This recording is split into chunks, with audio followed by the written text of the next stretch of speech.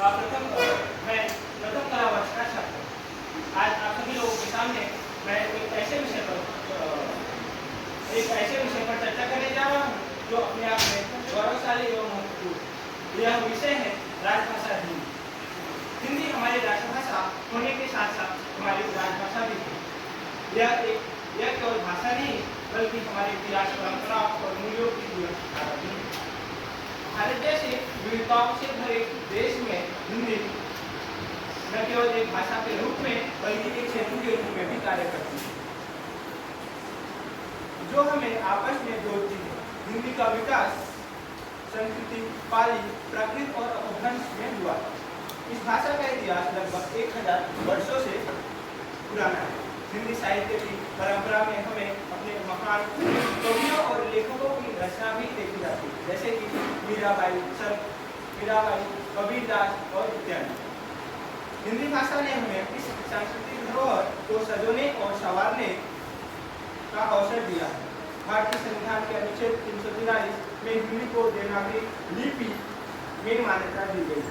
यह संविधान के अनुसार देश की प्रमुख भाषा है जो भाषा और प्रशासन की भाषा के रूप में कार्य करती है। संविधान में यह प्रावधान भी है। हिंदी के साथ अंग्रेजी का भी कुछ समय तक प्रयोग रहा है। हिंदी का प्रचार प्रसार करने के लिए प्रत्येक वर्ष हम 14 सितंबर को एकत्रित होते हैं और यह हिंदी दिवस के रूप में मनाया जाता है। आज हिंदी न केवल भारत में बल्कि विश्व में अनेक देशों में बोली जाने वाली भाषा है। हिंदी एक ऐसी भाषा है जो हमें एक कतार में और एकजुट करने का कार्य करती है। आज हिंदी वैश्विक स्तर पर चौथे स्थान पर आती है। संयुक्त राष्ट्र संघ में हिंदी को एक मान्यता प्राप्त भाषा के रूप में स्थान दिलाने के लिए प्रयास किए जा रहे हैं।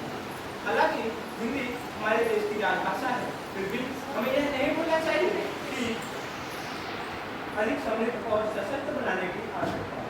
आज के युग में अंग्रेजी का प्रभाव बहुत बढ़ गया है और विशेषकर शहरी क्षेत्रों में हमें हिंदी का प्रयोग घटता जा रहा है।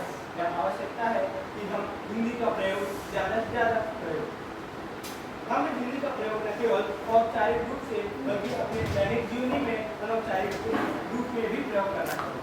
तकनीक, विज्ञान और शिक्षा के क्षेत्र में हिंदी के विकास के लिए निरंतर प्रयास करना आवश्यक है। हिंदी हमारी सांस्कृतिक पहचान और गौरव का प्रतीक है। यह हमारी भावनाओं, विचारों और चिंतन को व्यक्त करने का सबसे सशक्त माध्यम है। हमें अपनी राजभाषा का आदर और सम्मान करना चाहिए। हिंदी को प्रोत्साहित करने के लिए हम सभी को एकजुट होकर इसके विकास में योगदान देना चाहिए ताकि यह भाषा आने वाली पीढ़ियों तक गरिमा और गौरव तक पहुँच सके। अंत में मैं यही कहना चाहूँगा कि हम सभी को मिलकर हिंदी भाषा को न केवल राजभाषा के रूप में बल्कि एक जनभाषा के रूप में भी मजबूत करने